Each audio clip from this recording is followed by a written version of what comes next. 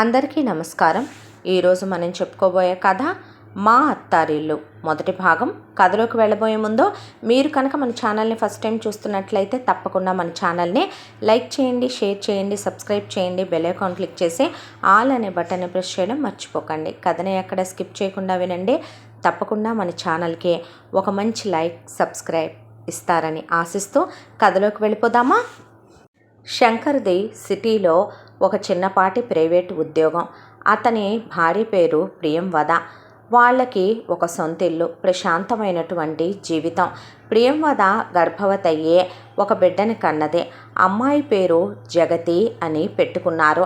మొదటి నుంచి కూడా శంకర్ ప్రియంవద అభిప్రాయాలు, వాళ్ళిద్దరి ఆలోచన ధోరణే అందరికన్నా కాస్త భిన్నంగానే ఉంటాయి. పిల్ల పెంపకంలో కూడా మొదటి నుంచి భార్యాభర్తలు ఒక రకంగా చెప్పాలంటే అధికమైనటువంటి క్రమశిక్షణ, రిస్ట్రిక్షన్స్, అధికమైనటువంటి ఆలోచనలతోనే అమ్మాయిని ఆంక్షలు పెడుతూనే పెంచుకొచ్చారు చిన్నప్పటి నుంచే. ఆడపిల్లంటే కొన్ని పరిధులు ఉంటాయని, ఇలాగే ఉండాలనే, ఇలాంటి బట్టలే వేసుకోవాలి, ఇలాంటి నగలే వేసుకోవాలి, సాంప్రదాయాలు ఇలాగే ఫాలో అవ్వాలి అని చెప్పి అమ్మాయికి పెద్ద జడ, ఇక ఒళ్ళంతా అమ్మాయికి కనిపించకుండా ఉండేలాగా దుస్తులు, తల నిండా పువ్వులు, ముఖాన బొట్టు, దాని కింద కుంకుమ బొట్టు, ముఖానికి పసుపు రాసుకొని స్నానం చేయటం, ఆడపిల్ల ఇంటి పని వంట పని నేర్చుకోవాలనే పొద్దున్నే లేవంగానే ఇళ్ళు గుమ్మాలు చిమ్మటం, ముగ్గులు పెట్టడం, పండగలు, సాంప్రదాయాలు, వ్రతాలు, నోములు, గుళ్ళు, గోపురాలు, పురాణాలు, ఇతిహాసాలు ఇలా చెప్పుకుంటూ బయటికి వెళ్తే తల దించుకొని వెళ్ళాలని, స్కూల్ దగ్గరే తలెత్తాలని, స్కూల్ దగ్గర తల దించితే ఇంటి దగ్గరే తలెత్తాలని, ఆడపిల్లలు సినిమాలు చూడకూడదని, టీవీలు చూడకూడదని, ఫోన్లు వాడకూడదని, ఎక్కువగా బయట వాళ్ళతో మాట్లాడకూడదని, మగవాళ్ళతో అసలు మాట్లాడకూడదని, బయట గడ్డి తినకూడదని, అమ్మా నాన్నలు చెప్పిన మాటే వినాలనే, ఇలా ఎన్నో రిస్ట్రిక్షన్స్, ఇంటి పని వంట పని వచ్చి ఉండాలని చెప్పి పిల్ల పెరిగే కొద్దీ పిల్లకి ఇక ఉదయాన్నే లేవగానే అంట్లు తోమడం, ఇల్లు ఉడవటం, తడిగుడ్డ పెట్టడం, ఆ తర్వాతే స్కూల్కి వెళ్ళటం, ఆ తర్వాత సాయంత్రం వచ్చిన తర్వాత వంట పని నేర్చుకోవటం, 100 మందికైనా సరే ఒంటి చేత్తో ఆడపిల్ల వండగలిగి ఉండాలని వంట నేర్పించటం, ఆడపిల్ల తల దించుకుని నడవాలని, గొంతు పెద్దగా ఎత్తి మాట్లాడకూడదని, పళ్ళు కనిపించేలా నవ్వకూడదని, ఇలా ఎన్నో రిస్ట్రిక్షన్స్ పెంచుకుంటూ వాటికి సాంప్రదాయాలనే ముసుగు వేసుకొచ్చుకుంటూ అమ్మాయిని పెంచుకొచ్చేశారు. చిన్నప్పుడు అంతా చాలా పెద్ద పెద్ద స్కూళ్ళే ఉన్నా శంకర్కి శాలరీ బాగా వచ్చేది. దానికి తోడు కాస్త పెద్దలిచ్చిన ఆస్తి కోట్లల్లో లేకపోయినా ఒక 5 ఎకరాల పొలం, ఊళ్ళో ఒక ఇల్లు, ఒక ల్యాండ్ ఉన్నాయి ఆయనకే. ఇక్కడ ఉండేది సొంత ఇల్లే. ప్రియంవదకి కోట్ల రూపాయల కట్నాలు ఇవ్వకపోయినా ఆ రోజుల్లో ఒక 2 ఎకరాల పొలం, ఒక ల్యాండ్ పెట్టారు. అవన్నీ ఎప్పుడో బ్యాంకులో వేశారు. దాని మీద ఇంట్రెస్ట్ వస్తుంది. కాస్త ఒక మధ్యతరగతి కుటుంబీకులకు ఉండేంత బంగారం ఉంది. అది కాక ఒక ల్యాండ్ కొని దాంట్లో 4 పోర్షన్లు ఇల్లు వేయించి అది అద్దెకిచ్చాడు ముందు జాగ్రత్తగా శంకర్. రూపాయి కూడా వస్తుంది. అయితే కానీ పిల్లని మాత్రం దూరాలు పంపటం ఇష్టం లేక స్కూల్ వ్యానుల్లో పంపటం వల్ల ఆడపిల్లలకు అలా జరుగుతున్నాయి, ఇలా జరుగుతున్నాయి అని విని ఇంటికి స్కూలు దూరంగా ఉంటే తనో భార్యో ఎవరో ఒకళ్ళు అందుబాటులో లేకపోతే పిల్లకి ఇబ్బంది అయిపోతుందని చెప్పి పిల్లని సందు చివర ఉన్నటువంటి చిన్నపాటి కాన్వెంట్లోనే వేశారు. ఇక స్కూల్ విద్య పూర్తయిపోయిన తర్వాత 10th క్లాస్ వరకు పిల్లకి టాప్ మోస్ట్ మార్కులు రావాలని వాళ్ళు ఎప్పుడూ అనుకునేవాళ్ళు కాదు. ఆడపిల్లకి చదువు ఉండాలి, పాస్ అయితే చాలు, కానీ బాగా చదువుకుంటే ఇంకా మంచిదే. 70% పైన రావాలి, 90% ఎబోల్ రావాలని వాళ్ళు ఎప్పుడూ అనుకునేవాళ్ళు కాదు. ఆ తరువాత ఇంటర్ కూడా సందు చివర ఉన్న కాలేజే. ఇక ఆ తర్వాత అందరి పిల్లలు ఇంజనీరింగులకి ఎంసెట్లు చదువుతూ వెళ్తే అక్కర్లేదని చెప్పి వాళ్ళ సందు చివర ఉన్నటువంటి ఒక సాదాసీదా డిగ్రీ కాలేజీలో చేర్చారు పిల్లని. డిగ్రీ కంప్లీట్ అయిపోయింది కూతురుదే. కంప్లీట్ అయిపోయిన తర్వాత పిల్ల ఉద్యోగానికి వెళతాను అందే. ఉద్యోగాలకు వెళితే అక్కడ లేనిపోయిన అడ్డమైన సహవాసాలు, దానికి తోడు వాళ్ళు నేర్పించే అడ్డమైన చెడు అలవాట్లు నేర్చుకుని జీవితాలను నాశనం చేసుకుంటున్న ఆడపిల్లలు, మగపిల్లలు ఎంతోమందే. తెల్లారు లేస్తే న్యూస్ ఛానళ్ళలో న్యూస్ పేపర్లలో ఎన్నో చూస్తూ వింటూ ఉన్న తల్లిదండ్రులు వాళ్ళు కోడి కొరుగులతో తలగొక్కొని తర్వాత చేతులు కాలేక ఆకులు పట్టుకొని ఏం లాభం అనే దాంతో పిల్లకి పెళ్లి చేసేద్దామని చెప్పి ఇంట్లోనే ఉంచేశారు. అయితే వీళ్ళు సంబంధాలు వెతకటం మొదలుపెట్టారు. పిల్లకి మంచి సంబంధం ఇచ్చి చేయాలి, ఉన్నంతలో కూడా వాళ్ళ కుటుంబం సాంప్రదాయం విలువలు కులం గోత్రం అన్నీ కలిసేలాగా చూడాలని ఒక మ్యాట్రిమోనియల్ సైటుల్లో ఇచ్చి వెతకటం మొదలుపెట్టాడు శంకర్. అయితే ముందుగా వచ్చే అల్లుడు వీళ్ళకి నచ్చాలి. ఎవరిని చూసినా సరే స్మోకింగు డ్రింకింగు లేకుండా దొరకటమే కష్టం. దానికి తోడు కొంతమంది ఇళ్లల్లో అమ్మకు నోరెక్కువ, అబ్బాయిలకి అక్కలు చెల్లెళ్ళు ప్రతి ఒక్కళ్ళకి ఉంటూనే ఉన్నారు. అసలు ఆడపడుచులు అనేవాళ్ళు లేకుండా వెతకాలనేది ప్రియంవద నిర్ణయం. ఇలా వీళ్ళు సంబంధాలు వెతుక్కుంటూ ఉండగా ఇలా రోజులు గడిచిపోకుంటూ సంవత్సర కాలం గడిచిపోయిందే. అప్పుడు ఎప్పుడో జగతికి డిగ్రీ ఫస్ట్ ఇయర్లో ఇంటర్ అయిపోయిన తర్వాత శంకర్ ఫోన్ కొనిచ్చాడు. ఆ ఫోను కూతురు మిస్యూజ్ చేయకూడదు, ఎవరితోనూ ఆ ఫోనుల్లో నుంచి మాట్లాడకూడదు, ఆయనకి చెయ్యాలి. లేదంటే కనుక ఏదైనా చుట్టాలు బంధువులు ఎవరైనా ప్రియంవద కోసం ఫోన్ చేస్తే ఫోను ఆవిడకి ఇవ్వాలి. ప్రతిరోజు ఆయన ఫోన్ చెక్ చేస్తాడు. నెలకొకసారి ఫోన్కి వచ్చినటువంటి నెంబర్లని ట్రేస్ తీయించి చూస్తాడు. కాబట్టి వెధవేషాలు వేయటానికి కుదరదు ఆ ఫోన్లో నుంచి. ఇక ఒక రోజున ప్రియంవద వాళ్ళకి దగ్గర బంధువులు ఒకళ్ళది గృహప్రవేశం ఉందని వాళ్ళ ఊరిలోనే పిలుపు వచ్చిందే. అయితే అదే టయానికి శంకర్కి క్యాంపుకు వెళ్లాల్సిన పని పడిందే. ఇక ఆయన లేకుండా ఆవిడ గబాల్న బయటికి వెళ్ళటమే తక్కువ. కాకపోతే వాళ్ళు మరీ దగ్గర బంధువులు, వెళ్ళకపోతే మాట వస్తుంది. కాబట్టి అమ్మాయిని తీసుకుని వెళ్ళిరా అని ఫోన్లో చెప్పాడు ఆయన. దాంతో ఇక ప్రియంవద జగతిని తీసుకొని బయలుదేరిందే. అక్కడికి వెళ్ళిన తర్వాత ఆ గృహప్రవేశం వేడుకలు అవి చూసిన తర్వాత భోజనాలు అవి అయిన తర్వాత అక్కడికి ప్రియంవద పుట్టింటి వైపు చుట్టాలు శంకర్ వైపు చుట్టాలు చాలామంది వచ్చే ప్రియంవదను పలకరిస్తూ జగతిని పలకరిస్తూ వాళ్ళు చాలాసేపు వెళ్ళనివ్వలేదు. రాత్రి భోజనాలు కూడా అయిపోయిన తర్వాత ఇక శంకర్ తిరిగి వచ్చేస్తున్నాడు ట్రైన్కి అనే విషయం తెలిసి ముందెళ్ళి ఇంట్లో పడాలి దేవుడు అని చెప్పి ప్రియంవద జగతిని తీసుకొని బయలుదేరింది. అయితే మాట్లాడుకోవటానికి క్యాబ్ మాట్లాడుకున్నారు. క్యాబ్ మాట్లాడుకొని కరెక్ట్గా సిటీ అవుట్కట్స్ దాటుతున్నాం అనగా ఆ క్యాబ్ కాస్త ట్రబుల్ ఇచ్చి ఆగిపోయిందే. పైన చూస్తే వర్షం పడేలాగా మబ్బులు మేఘావృతంగా ఉన్నాయి. జోరు గాలి, వర్షం చినుకులు సన్న తుప్పరలా మొదలైందే. ఆడపిల్ల వయసులో ఉంది, ఏం చెయ్యాలి? డ్రైవర్ని తిట్టకుండా తిట్టింది ప్రియంవద. అమ్మ ఎవరినైనా లిఫ్ట్ అడగరాదో? నోరు మూసుకోవయ్యా, మేము ఎలాంటి ఆడవాళ్ళం అనుకుంటారో? ఈ టైంలో ఇలా నగలేసుకొని చీరలు కట్టుకొని వాళ్ళని లిఫ్ట్ ఇమ్మనమని వేలు పైకెత్తి అడిగితే తేడా ఆడవాళ్ళం అనుకోరు. నీ ఇంట్లో నీ అమ్మ ఎలాంటిదో, నీ అక్క ఎలాంటిదో, నీ పెళ్ళాం ఎలాంటిదో, నీ చెల్లెలు ఎలాంటిదో మేము అలాంటి వాళ్ళం కాదనుకుంటున్నామా ఏంటయ్యా? అసలైనా మమ్మల్ని ఎక్కించుకున్నప్పుడు నీది వేరే క్యాబ్ బుక్ చేసి పంపించాల్సిన రెస్పాన్సిబిలిటీ. ఇందాక నుంచి ట్రై చేస్తున్నాను మేడం, కానీ చూసారుగా వాతావరణం ఇలా ఉండటం వల్ల సిగ్నల్ కలవట్లేదు.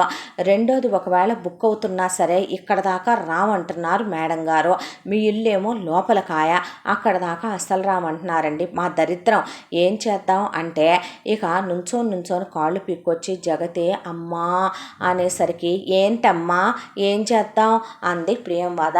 కాళ్ళు పీకుతున్నాయమ్మా అని ఓ పక్కకి వెళ్ళి నుంచున్నాక జగతిని నువ్వు కూడా ట్రై చేయి, పోనీ నాన్నగారు ఎక్కడి దాకా వచ్చారో కనుక్కో అనేసరికి ట్రైన్ లేట్ అని ఆయన బయలుదేరింది 3 గంటలు లేటుగానని ట్రైన్ ఎక్కి 10 నిమిషాలు అయిందని తెలిసింది ప్రియంవదకి.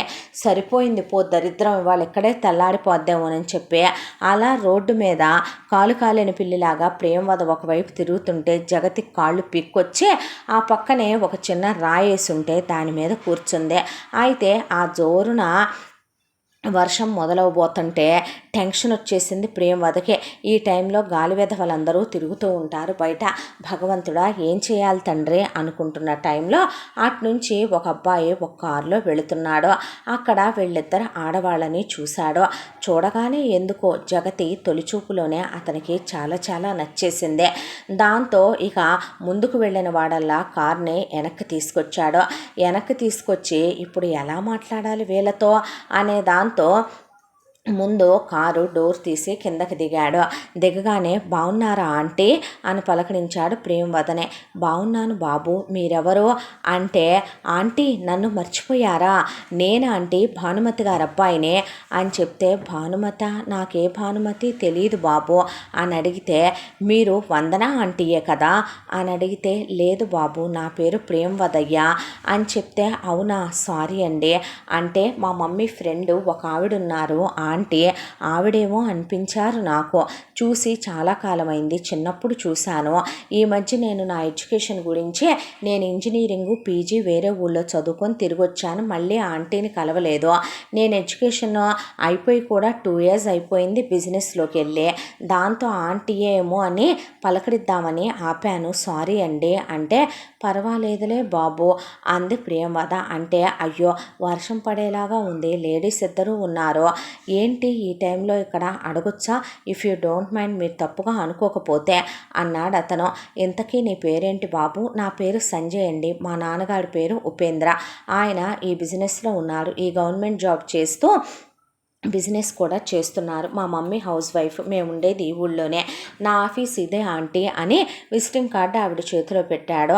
అవునా బాబు, ఇలా చుట్టాలింటికి ఇలా వెళ్ళామయ్యా, ఇలా అంకులు ట్రైన్ ఇప్పుడు ఇలా బయలుదేరింది అని ప్రియమద చాలా క్యాషువల్గా చెప్తే, ఆంటీ పర్లేదు నేను డ్రాప్ చేస్తాను రండి అన్నాడు సంజయ్. వద్దు బాబు నీకెందుకు శ్రమ అంది ప్రియమద. డ్రైవర్ ఈలోపు వెళ్ళండమ్మా, వయసులో ఉన్న పిల్లని పెట్టుకొని ఎంతసేపు నుంచుంటారో, వాతావరణం కూడా బాగలేదు, ఎవడు పడితే వాడు వచ్చే టైం ఇది, వెళ్ళిపోండి మేడం గారు అని చెప్తే, ఆంటీ మీరు నిజంగా మా మమ్మీ ఫ్రెండ్ లాగే అనిపించారు, మా చుట్టాలు బంధువులైతే వదిలేసి వెళ్తానా చెప్పండి, ఏదైనా జరిగితే నిన్న నేను మిమ్మల్ని తీసుకురాలేకపోయానే అనే బాధతో, రండి ఆంటీ మిమ్మల్ని డ్రాప్ చేసి నేను వెళ్తాను అన్నాడు సంజయ్. అబ్బాయి మంచోళ్ళలాగా ఉన్నాడు, వెళ్ళండి మేడం గారు అని డ్రైవర్ అన్నాక వాళ్ళని వెనకాల సీట్ తీసి ఎక్కించి ఎదర అద్దంలో నుంచి జగతిని చూస్తూ, ఇక ఏంటో అంటే మిమ్మల్ని చూస్తే చాలా ఆప్తమిత్రులైనట్టు, చాలా క్లోజ్ రిలేటివ్స్ అయినట్టు అనిపిస్తున్నారు నాకు అని చెప్తే, అవునా బాబు అంది ప్రియమద.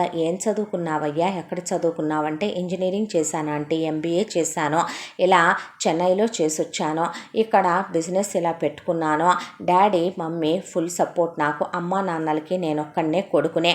ఇక అమ్మా నాన్న విషయం అంటారా, అమ్మా నాన్నది ప్రేమ పెళ్ళే, నాన్నగారికి ఒకవైపున గవర్నమెంట్ జాబ్ ఉంది, అది కాక ఆయన బిజినెస్ చేస్తారు, మమ్మీ హౌస్ వైఫ్గా ఉన్నారా అంటే, నేను ఒక్కడనే కొడుకునే అని చెప్పుకొచ్చాడు సంజయ్. అవునా బాబు అంది ప్రియమద. అన్న తర్వాత శంకర్ ఇలా ప్రైవేట్ ఉద్యోగం చేస్తాడని, ఇలా క్యాంప్ పని మీద వెళ్ళాడని, వాళ్ళు ఉండేది ఇక్కడ అని, తమకి జగతి కూతురని, జగతిది డిగ్రీ కంప్లీట్ అయిందని, జగతికి పెళ్లి చేద్దాం అనుకుంటున్నామని మ్యాట్రిమోనియల్ సైట్లలో సంబంధాలకు ఇచ్చామని, ప్రియమద కూడా బాగా మాట్లాడుతున్నాడు పిల్లోడు మంచోడనే నమ్మకం కుదిరి మాట్లాడిందే.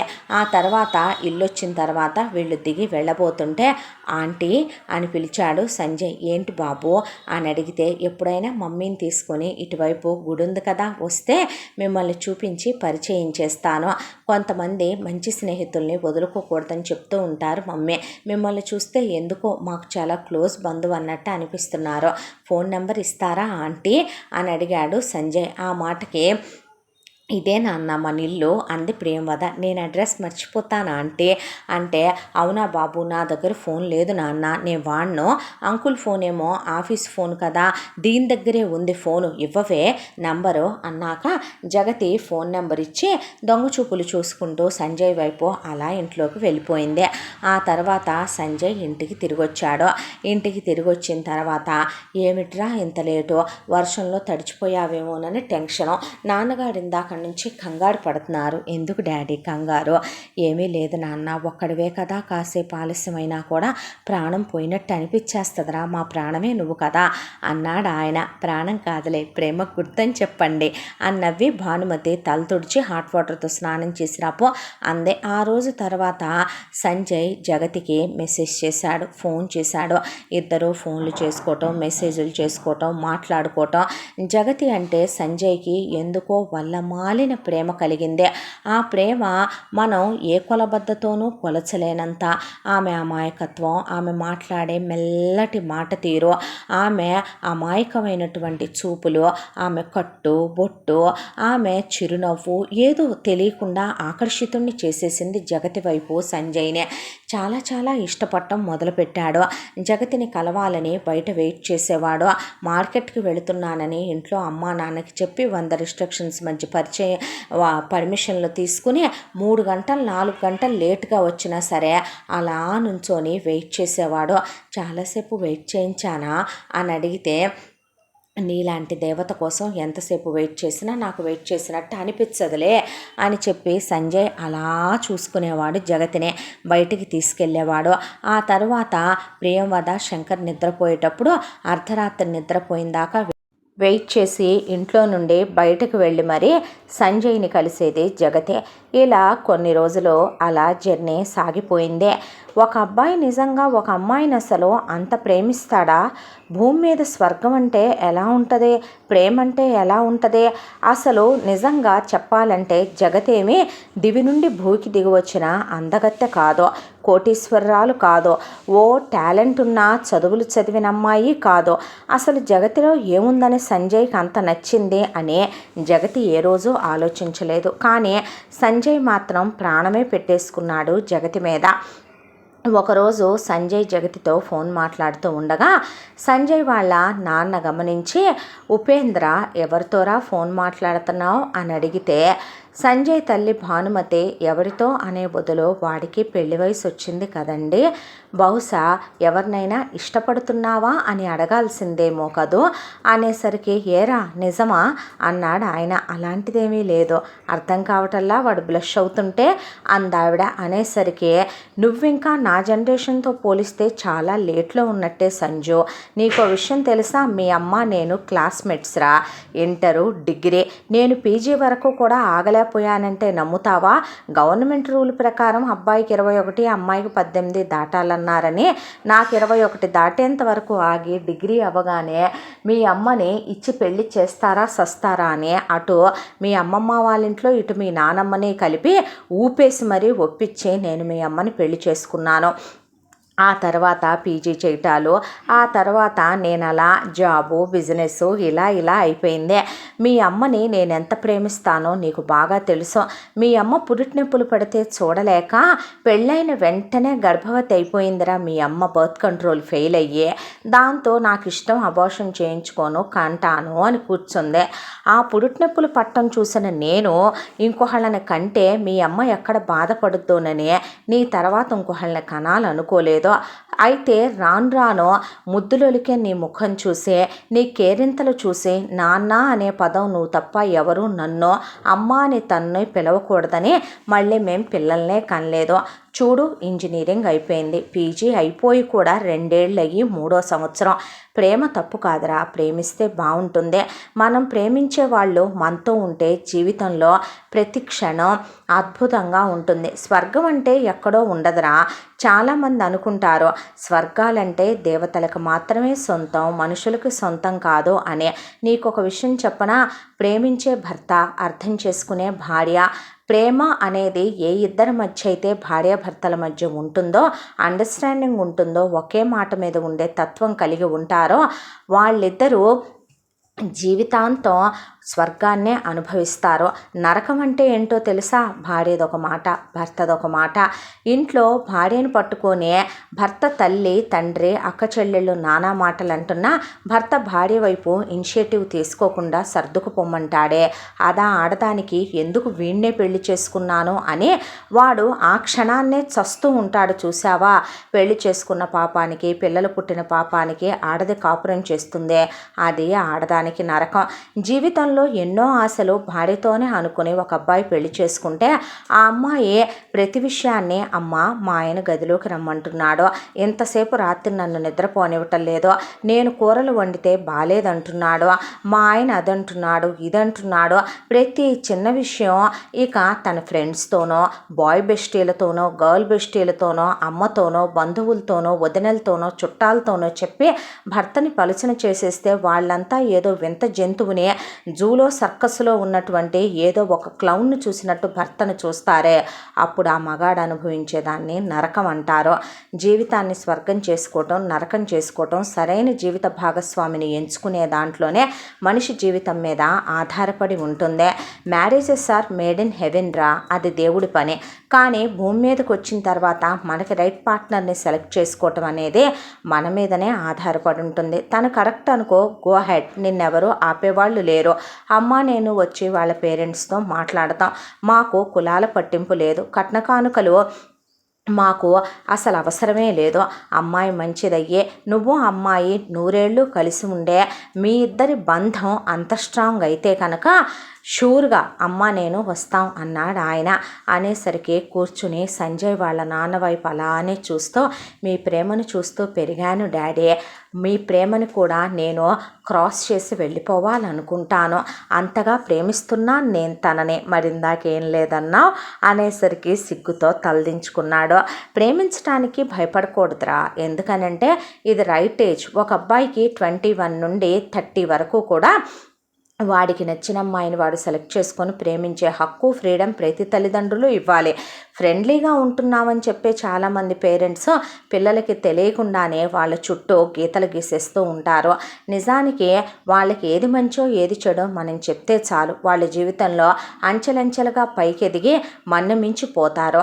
అలా ఉంటే చాలు ఏ తల్లిదండ్రులైనా సరే. వెళ్ళి వాళ్ళ అమ్మా నాన్నతో మాట్లాడదాం, అమ్మాయిని చూపించు, అమ్మాయి వివరాలు చెప్పని వాళ్ళు అడిగితే జగతి ఫోటో చూపించి ఇలా పరిచయం అయిందని, వాళ్ళ ఫ్యామిలీ ఇదని, వాళ్ళ అమ్మా నాన్న ఇదని, తను ఒక్కతే కూతురని, ఇలా తను నేను దగ్గర అయ్యామని ఇలా అన్నీ చెప్పుకొచ్చాడు సంజయ్. మరి ప్రపోజ్ చేశావా అన్నాడు ఉపేంద్ర. లేదంటే ముందు ఆ పని కానివ్వరా అంది భానుమతి.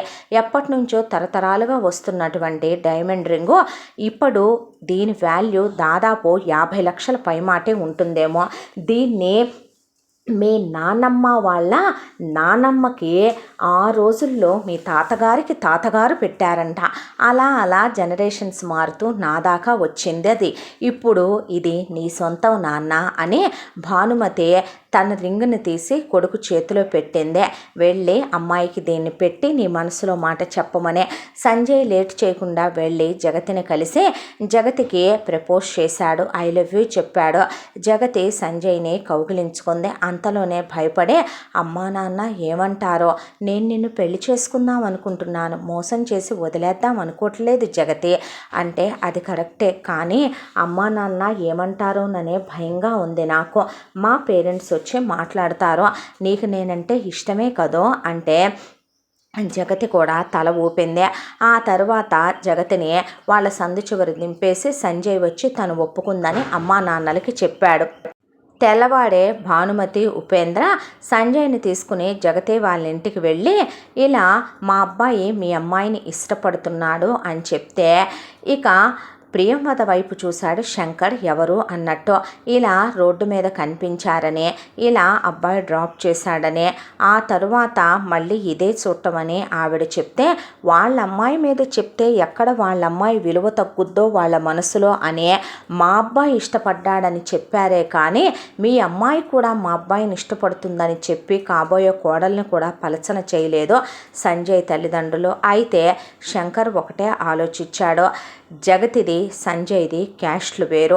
ఇప్పుడు ఒక మెట్టు దిగుతూ పోతే రేపు ఎన్ని మెట్లు దిగాల్సి వస్తుందో, అమ్మాయి కులంగాని కులం ఇంటికి వెళ్ళి అడ్జస్ట్ అవ్వగలుగుద్దో లేదో. మాకు ఆడపిల్లలు లేరండి, అమ్మాయిని సొంత కూతుర్లా చూసుకుంటాం, తినటానికి ఉండటానికి మాకేమే తక్కువ కాదు అని ఉపేందర్ చెప్పాడు. వాళ్ళ స్థాయికి హోదాకి మనం తగమనుకుంటే రేపు మన పిల్లని తక్కువ చేస్తే, కొన్నాళ్ళు పోయిన తర్వాత మోజు తీరిపోయి పిల్లని వదిలేస్తే, విడాకులిస్తే అసలు మనకి ఎందుకు ఈ దరిద్రాలన్నీ కూడా మాకు ఇష్టం లేదని చెప్పేసి మొహం మీదే చెప్పి పంపించేశారు. దాంతో సంజయ్కి దిగులు ఆవరించేసిందే. ఇంటికి వచ్చిన తర్వాత సంజయ్ మనిషిలో లేడు. నిజంగా అంత జగతిని ప్రేమిస్తున్నాడని భానుమతి, ఉపేంద్ర ఊహల్లో కూడా అనుకో అనుకోలేదో. గడ్డాలు పెరిగిపోయినాయి, కనుగుంట్లు విడిచేశాడో, ఎముకలు గూడైపోయాడో, తిండి తినట్లా, నీళ్లు తాగట్లా, నిద్రపోవట్లా, పిచ్చోళ్ళ తయారైపోయాడు. తను ఆఫీస్కి సరిగ్గా వెళ్ళట్లేదు, వెళ్ళినా మనసు పెట్టట్లేదు, ఎక్కడా లేని విసుగులు, చిరాకులు, చికాకులు. ఒకవైపున జగతి కలవటానికి బయటికి రావట్లేదు. ఇక పెద్ద పెద్దగా అరవటం, కేకలేయటం, తను తాను బాధ పెట్టుకోవటం, హింసించుకోవటం.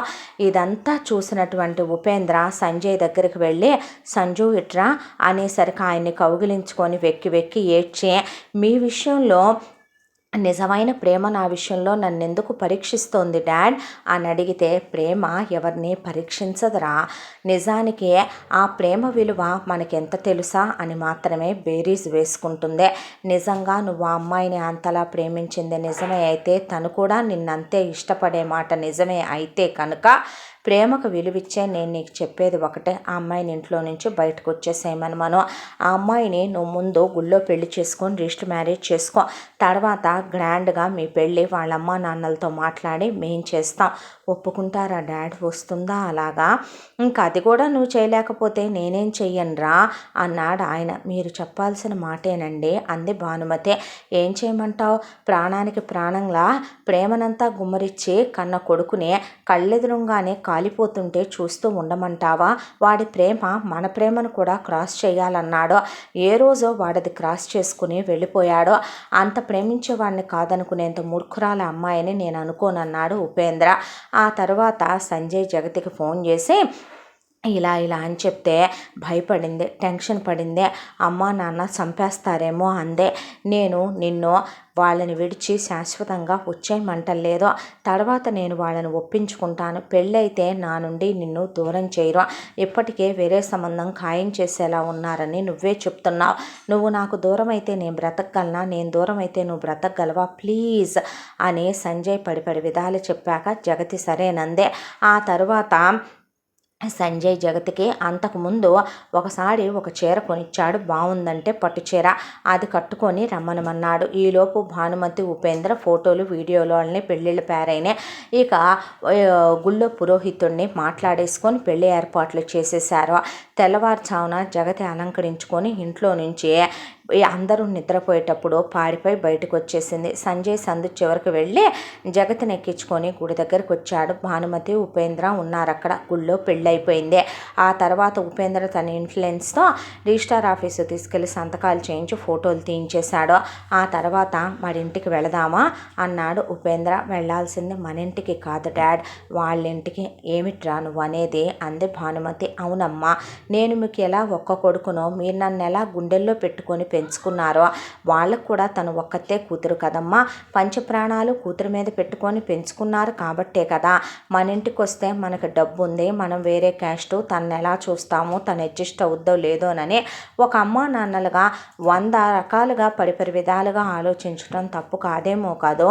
ఏం పర్వాలేదో, మనం చేసింది తప్పో ఒప్పో నేను క్షమాపణ చెప్పి వాళ్ళకు అర్థమయ్యేలా ఎక్స్ప్లెయిన్ చేసుకుంటాను. తన మెల్లో తాళి కట్టానంటే పుట్టింటి వాళ్ళని తనకి దూరం చేసేయాలని కాదు, తనని ఎప్పుడూ కూడా కన్నీరు రాకుండా చూసుకోవాలనుకున్నాను. ఈరోజు నేను తన కన్నవాడిని దూరం చేస్తే తనకి ఈ రోజు నుంచే నేను కన్నీరు పెట్టించిన వాడిని అవ్వనా అన్న కొడుకుని చూసి ఆశ్చర్యపోయారు అమ్మా నాన్న. ఆ తర్వాత ప్రియంవద శంకర్ దగ్గరికి వెళ్ళి జరిగిందంతా చెప్తే వాళ్ళకి బాధేసింది, ఏడుపు వచ్చింది, దుఃఖం వచ్చింది. ఏమండి, మీకు ఒక్కడే కొడుకు అన్నాడే, మరి మాకు మాత్రం ఒక్కతే కూతురు కాదా? కన్యాదానం చేసి మా చేతుల మీదుగా పెళ్లి చేయాలని మాకుండదా? మాకు ఇష్టం లేని పెళ్లి చేసుకోవటం మా మనసు బాధ పెట్టడమేనా? మీ సంస్కారం పెద్దలుగా మీరు పక్కనే ఉండి చేయాల్సిన పనేనా అంటే ఆవిడ ఆయన ఏం మాట్లాడలేక ఇంకేమైనా అంటే ఏ మాట పడాల్సి వస్తోందని పక్కకు నుంచున్న తర్వాత సంజయ్, చూడండి అంకుల్, మీ అమ్మాయిని మీ నుంచి దూరం చేద్దామని కాదు, తన్ని ప్రాణంలా ప్రేమించేశాను అంకుల్. ఎప్పుడు నా మనసులోకి వచ్చిందో, ఎప్పుడు తనకంత స్థానాన్ని ఇచ్చానో నాకే తెలీదో. మీ ఎంత ప్రేమించగలనని నేను చెప్పను, మీకన్నా ప్రేమిస్తానని చెప్పను, కానీ ప్రతి క్షణం మీలా ప్రేమించాలని మాత్రం అనుకుంటాను అంకుల్. మిమ్మల్ని తనకి దూరం చేయాలనుకోవట్లేదు. మీ ప్రేమ మాకు కావాలి అంకుల్, మీ అండదండలు మాకు కావాలి.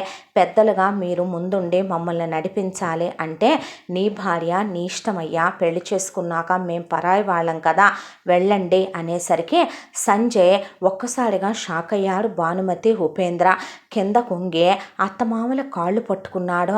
దాంతో సంజు అన్నారు అమ్మా నాన్న. మీరాగండని వాళ్ళకి చేయి చూపించాడు. జగతి వెక్కి వెక్కి ఏడుస్తోంది. అప్పటికే ఏడవకమ్మా అని భానుమతి కళ్ళు తుడిస్తే ఒక్కసారిగా మనసు చలించిపోయింది ప్రియంవతి శంకర్ది. లే బాబు లే, నువ్వు మా కాళ్ళు పట్టుకోవటం ఏంటయ్యా అంటే, తప్పేముంది అంకుల్, కన్యాదానం చేస్తూ అల్లుడు మామగారి కన్నా వయసులో చిన్నవాడైనా సరే శ్రీ మహావిష్ణువుగా భావించి మామగారు అల్లుడు కాళ్ళు కడిగి ఆ నీళ్లు నెత్తి మీద చల్లుకోవటం లేదో అలాంటిది నాకన్నా వయసులో మీరు పెద్దవాళ్ళు, నా తల్లిదండ్రులతో సమానులు. మీ ఆశీర్వచనాలు మాకెప్పుడూ కావాలి. మీ కోపంతో వచ్చే కన్నీళ్లతో వచ్చే శాపనార్థాలు కాదు మాకు కావలసినే. తల్లిదండ్రుల్ని బాధ పెట్టి చరిత్రలో బాగుపడిన వాళ్ళు ఎవరూ లేరు. మీ దీవెనలే మాకు శ్రీరామ రక్ష. మీరు మమ్మల్ని కాదనొద్దు. నిజం చెప్తున్నాను, ప్రమాణం చేసి చెప్తున్నాను, తన్నే ప్రాణంలా చూసుకుంటాను అనేసరికి చెలించిపోయిన ఇద్దరు, ఇంత మంచి అల్లుండి మేము కూడా తీసుకురాలేమో రాలేమేమో అని సంజయ్ని లేపి గుండెలకి హత్తుకున్నాడు శంకర్. ప్రియం వదలే బాబులే అని దగ్గరికి తీసుకుని కూతుర్ని, అల్లుడిని, వేయంకుని, వేయపురాల్ని లోపలికి రమ్మనమని కూతుర్ని ఏడవద్దని దగ్గరికి తీసుకొని మేము కూడా ఇంత మంచి సంబంధం నీకు చూడలేకపోదుమేమోనమ్మా అన్నాక, ఇప్పుడు బావగారు అమ్మ, అక్కయ్య గారు మీ ఇద్దరూ నాకన్నా వయసులో పెద్దవాళ్లే కాబట్టే మళ్ళీ వీళ్ళకి మనం గ్రాండ్గా ఎంగేజ్మెంటు పెళ్ళి చేద్దామా? అమ్మాయిని మరి అప్పటిదాకా మీ దగ్గర ఉంచడం కాదులే, కానీ మీరే మాతో పాటు రండి అంటే, అయ్యయ్యో వద్దండి అంటున్నా వినకుండా ప్రియంవదని శంకర్ని తీసుకెళ్ళి మళ్ళీ ఎంగేజ్మెంట్ ముహూర్తాలు పెట్టించి అన్ని షాపింగులు చేసుకొని గ్రాండ్గా ఎంగేజ్మెంట్ అయ్యాక మళ్ళీ పెళ్లి ముహూర్తాలు పెట్టించి గ్రాండ్గా షాపింగులన్నీ చేయించి శంకర్ చేత రూపాయి ఖర్చు పెట్టించకుండా మళ్ళీ గ్రాండ్గా సంజయ్కి, జగతికి పెళ్లి జరిపించారు. ఆ తర్వాత సత్యనారాయణ వ్రతాలు, రిసెప్షన్లు ఇవన్నీ అయిపోయాక హనీమూన్కి వెళ్ళిపోయారు సంజయ్, జగతే. నెల రోజుల తర్వాత తిరిగొచ్చారు. ఆ తరువాత ప్రియంవద శంకర్కి వెళ్తాం మేము అని కూతుర్ని, అల్లుడిని చూసుకొని వెళ్ళబోతుంటే, ఎక్కడికి మీరు వెళ్ళేదే, మాతోనే ఉండక అన్నారు భానుమతి, ఉపేంద్ర. ఉండండి అంకుల్ అన్నారు సంజయ్. అంటే ఆ మాటకి లేదులే బాబు, ఇదే ఊరు కదా, ఎంత దూరం, పట్టుమని పావుగంట కూడా పట్టదు, ఎంతోటి దూరమని అనేసరికి ఇక ఏదో ఒక రోజుకైతే మా ఓపిక అయిపోయే టైంకి మీ దగ్గరికే వస్తాంలే అయ్యా, మాకు మాత్రం కొడుకువైనా అల్లుడివైనా నువ్వేగా అనేసింది ప్రియంవద. వాళ్ళ బిడ్డని వాళ్ళకి దూరం చేయకూడదు అనే దాంతో జగతి అంటే ఎంత ఇష్టమో అత్తమామలకి సంజయ్ అర్థం చేసుకుని రోజు మార్చి రోజు, అప్పుడప్పుడు రోజుకోసారి కూడా ఈవినింగ్ తీసుకెళ్ళి అత్తమామలతో గడిపి కబుర్లు చెప్పి భోంచేసి వెళ్ళేటప్పుడు వాళ్ళకి ఫ్రూట్స్ అని, స్వీట్స్ అని, బట్టలని, అవని ఇవని తీసుకెళ్ళి అమ్మా నాన్నల్ని ఎంత ప్రేమతో చూసుకుంటాడో, హాస్పిటల్ తీసుకెళ్ళటం, రెగ్యులర్ హెల్త్ చెకప్లు చేయించడం, మెడిసిన్స్ తీసుకురావటం, ఇక మామగారిని జిమ్లో జాయిన్ చేయటం, అత్తగారిని యోగా ట్రైనర్ని పంపించటం, అమ్మా నాన్నలతో పాటు అత్తమామలు కూడా ట్రిప్పుకు పంపించటం. ఇలా అల్లుడు కాదు, నిజం చెప్పాలంటే కొడుకున్నా కూడా ఇంత ప్రేమగా ఒక అమ్మా నాన్నల్ని చూసుకోలేడేమో కదా అని అత్తమామల గుండెల్ని నింపేశాడు సంజయ్. కాలచక్ర భ్రమణంలో రోజులు గడిచిపోవటం, జగతికి ఇక్కడ ఉన్నటువంటి ఏ రిస్ట్రిక్షన్స్ సంజయ్ వాళ్ళ ఇంట్లో ఉండవు. ఉదయాన్నే లేవాలనే రూల్ ఉండదు, ఇంటి పని వంట పని చేయాల్సిన అవసరం ఉండదు, చక్కగా తన ఇష్టం వచ్చినప్పుడు లేవచ్చు, జాగింగ్కి వెళ్ళొద్ది, యోగా ట్రైనర్ వస్తుంది, యోగా చేస్తుంది, జిమ్ముకు వెళ్తుంది హస్బెండ్తో పాటు. ఆ తర్వాత ఆఫీస్కి వెళ్ళిపోతాడు సంజయ్. ఇక గంటకు ఒక ఫ్రూట్ జ్యూసు, తన ఇష్టం, షాపింగ్లు, సరదాలు, సంతోషాలు, ట్రిప్పులు, ఎంజాయ్మెంట్లు. అసలు కాలం ఎలా గడిచిపోతుందో తెలిసేది కాదు. తను ఊహలో కూడా ఊహించనన్ని స్టేట్స్ పెళ్ళైన మొదటి సంవత్సరంలోనే 9 ట్రిప్పులకి తీసుకెళ్ళాడు సంజయ్. అలా 3 సంవత్సరాల కాలం అలా గడిచిపోయిందే. 3 సంవత్సరాలు అయిపోయి first anniversary, second anniversary, third anniversary, అప్పుడే పిల్లల్ని కనకూడదని 3 ఏళ్ళు గడుపుకొచ్చేశారు. ఇంకా కండ్రా బాబు అని అడిగారు ప్రియంవద శంకర్. ఇంకొక 2 ఏళ్ళు మామగారు, తర్వాత ఇంకా కనేసి ఒక మనవన్నో మనవరాలనో మీకు గిఫ్ట్గా ఇచ్చేస్తాలేండి అని నవ్వాడు అల్లుడు. ఆ రోజు 3rd యానివర్సరీ అయిన తర్వాత పెద్ద ఎత్తున పార్టీ పెట్టుకొని అల్లుడికి ప్రాజెక్టు కూడా సక్సెస్ అయింది, బిజినెస్ కూడా బాగా డెవలప్ అయింది. కూతురు కాలు కింద పెట్టనివ్వలేదు అత్తమామలు. ఎన్ని డైమండ్ సెట్స్, ఎన్ని బంగారు ఆభరణాలు కూతురు కోసం స్పెషల్గా బ్యాంక్ అకౌంట్లో, అందులో అన్లిమిటెడ్ బ్యాంక్ బ్యాలెన్స్లు వేసిన కార్డులు, కాస్ట్లీ సెల్ ఫోన్లు కూతురు చేతిలో, కాలు కింద పెడితే కారు, ఇంట్లో పెడితే సెంట్రలైజ్ చేసి అసలు ఇంత అష్టైశ్వర్యాలు జగత్ అనుభవిస్తుందని ప్రేమవద శంకర్ ఎప్పుడు అనుకోలా. రోజు భగవంతుడి దగ్గర కూతురు అల్లుడు ఇలాగే 100 ఏళ్ళు కలిసి ఉండాలని వేల దండాలు పెట్టుకునే వాళ్ళు అమ్మా నాన్నలుగా. జగత్ అస్సలు గట్టిగా మాట్లాడదు. సంజయ్ చాలా రొమాంటిక్గా ఉంటాడు జగతితో. ఒక్క క్షణం జగతి కనపడకపోయినా ప్రాణం పోయినట్టే అయిపోయేది సంజయ్కి. జగతికి కర్మ కాలిపోయి ఏదొక్కో జలుబో జ్వరమో వచ్చిందా ఆ ఇంట్లో ప్రళయాలే వచ్చే. ఇటు జగతి తల్లిదండ్రులు అటు సంజయ్ తల్లిదండ్రులు కూడా భయపడిపోయేవాళ్ళు. జగతిని ఆడావిడి చేసేస్తాడు సంజయ్.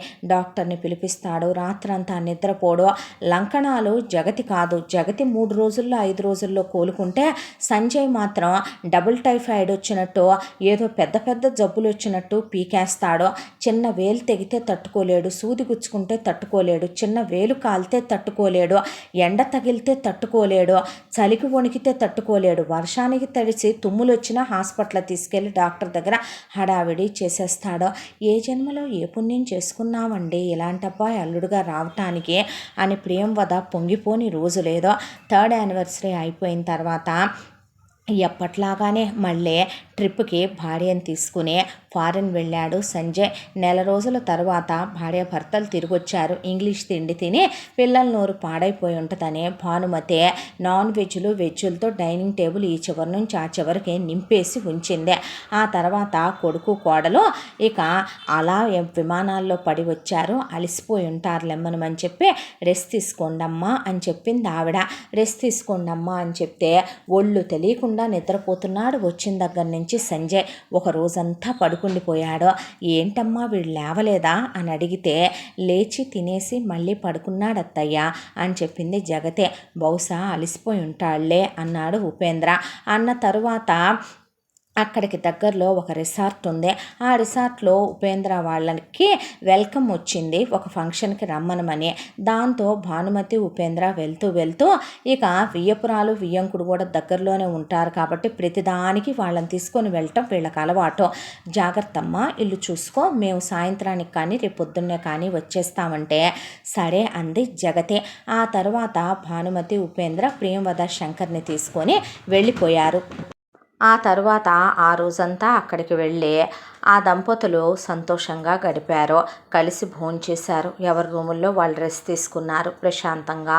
ఆ రోజు వద్దాం అనిపించినా ఎందుకో ఈ పూటకు ఉండిపోదాములే, పిల్లలకు కూడా ప్రైవసీ ఇచ్చినట్టు ఉంటుంది, రేపు వెళ్దాములేమనమని తెల్లారి పొద్దున బయలుదేరి వస్తూ వియ్యంకుడు వియ్యపురాలను కూడా ఇటు రండి 2 రోజులు ఇక్కడ ఉండి వెళ్ళొచ్చులే అని భానుమతి ఉపేంద్ర ప్రేమవద శంకర్ని ఇటు తీసుకొచ్చారు.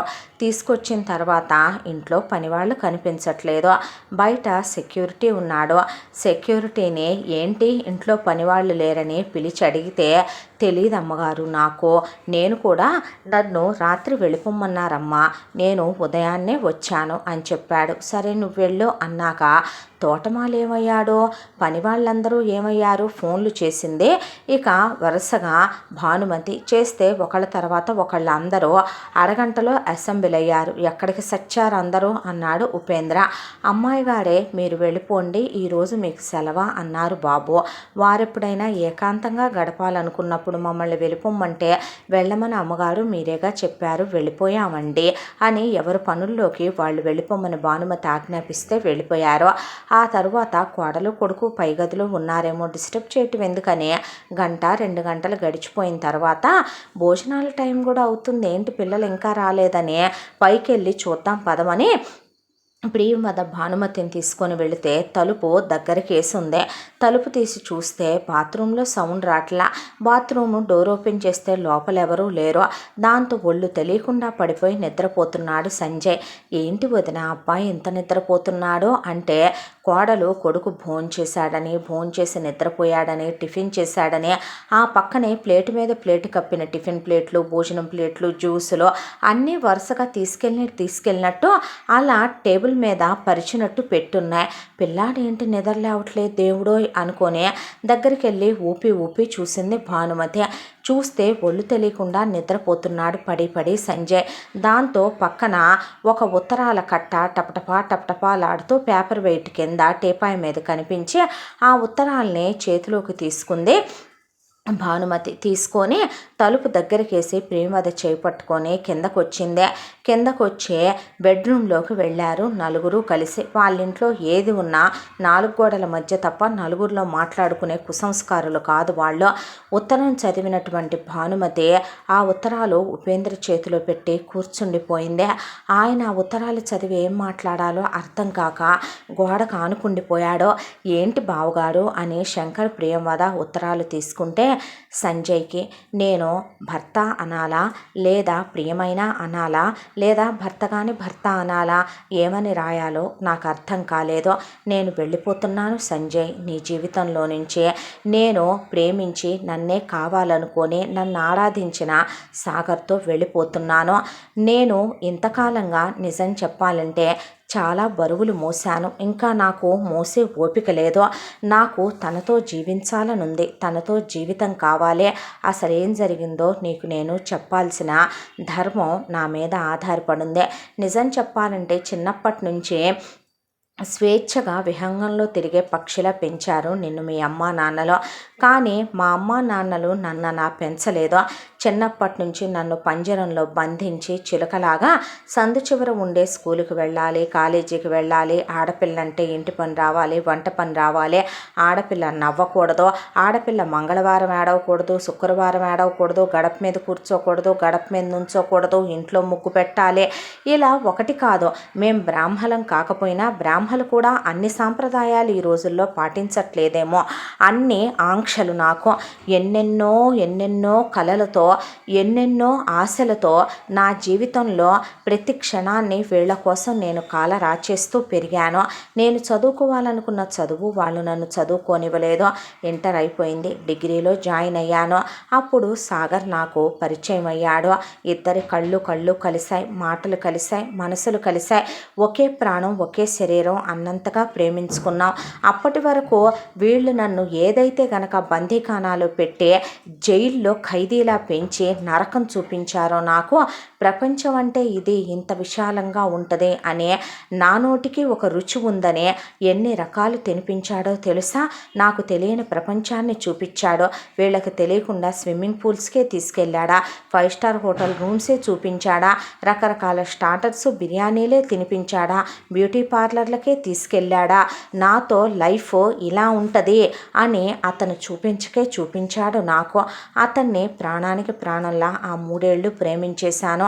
ఉద్యోగం అనే దాంతో ఇక్కడి నుంచి తెంపేసుకొని వెళ్ళిపోవచ్చులే, పోనీ పీజీ అనే దాంతో తెంపేసుకొని వెళ్ళిపోవచ్చులే అనుకున్నాను. పీజీ చేయటానికి వీలు లేదన్నారు, ఉద్యోగానికి వెళ్ళటానికి వీలు లేదన్నారు.